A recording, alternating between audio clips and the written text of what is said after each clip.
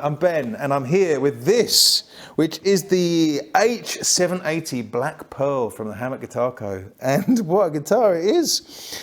It's okay. So this gets a bit complicated. This is based on the harmony guitar that was based on the Gibson ES 335. So it's similar shape, but there are some fairly big differences in construction between those two. It's got a pressed arch top and back. So Pat did that himself with a 20-ton industrial press. It's a seven-ply laminate top and back that has been pressed into this arch shape, which is going to be much easier to see in the pictures, but it gives it that kind of classic thing.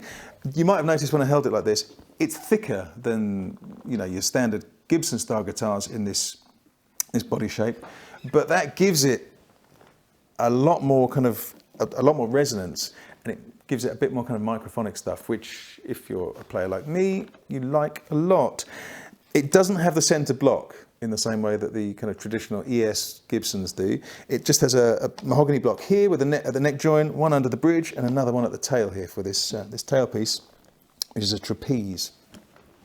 Mahogany neck, 24 3/4 inch scale length, celluloid binding, which is just awesome. That goes all the way up around the neck and the headstock and the front and back of the guitar.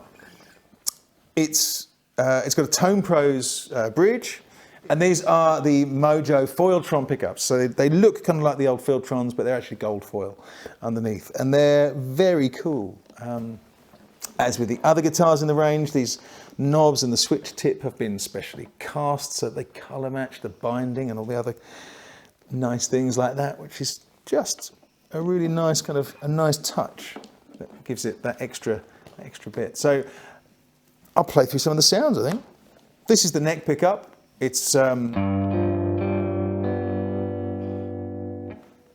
thing I love about the gold foils on this is you get a lot more clarity than you might normally get from the kind of traditional humbuckers that you'd probably normally find in a guitar like this.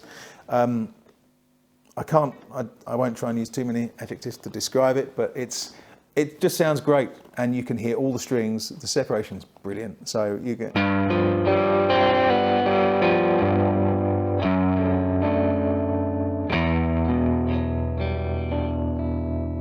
put it onto the two together.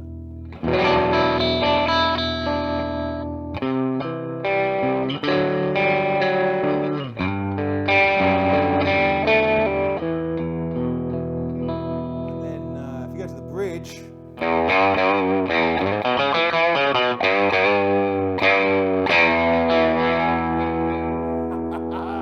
can get a real kind of Dwayne Eddy style twang going.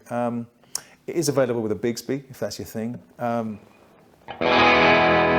But for the older kind of 50s, 60s style sounds, it just nails it totally.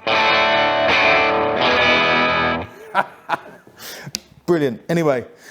There we go. There's a lot more details. As with all these guitars, everything is customizable. It's got a bolt-on neck, true to the original. I just realized I forgot to mention that. But if you've got anything you particularly want, you can always get in touch, and it's available. But the thing I love about all these guitars is they just have a vibe and a kind of feel that is very different to a lot of guitars you find these days. So if you're looking for something that is slightly off the beaten track but still has tons of character, then you could go a lot worse, and check these out. So there we go. So the prices on these start at around £4,000, but then obviously there's various options you can have which will affect the price one way or another. But it's an entirely handmade guitar, hand pressed laminate top and back. I mean, that is some serious work has gone into that. So yeah, very, very cool. Check out the links and the descriptions and all the specs below.